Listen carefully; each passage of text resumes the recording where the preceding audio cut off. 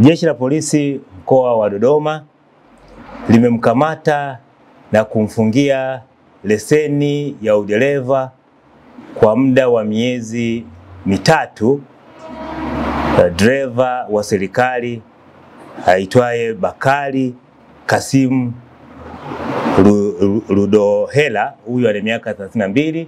Hii ni aina ya gari ya Toyota Land Cruiser baada ya kuvunja sheria za usalama barabarani.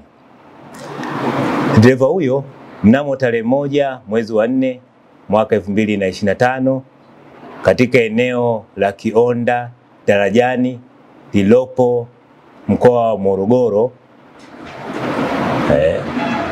alisimamishwa na askari wa kikosi cha usalama barabarani kwa kosa mara baada ya kufanya kosa au kutenda kosa la kuyapita magari mengine eneo ambalo aliruhusiwi kisheria. Dereva huyo mara baada ya kusimamishwa alisimama na askari alimweleza kosa alilolitenda. Wakati akiendelea kupata taarifa za gari hilo kwa ajili ya hatua nyingine za kisheria, dereva huyo alirudi nyuma kisha kuondoa gari hilo kwenda mbele kwa kasi, kitendo ambacho ni kinyume cha sheria. Tukio hilo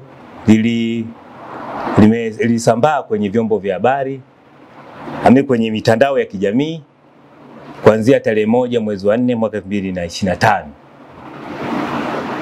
Jeshi la Polisi linatoa rai kwa madereva wote kuheshimu na kufuata sheria za usalama barabarani, ikiwemo kuzingatia kanuni pamoja na taratibu zote za usalama barabarani ili kuepusha ajali. Jeshi la Polisi halitasita kuchukua hatua za kisheria kwa watu wote au kwa madereva wote wanaokiuka sheria za usalama barabarani.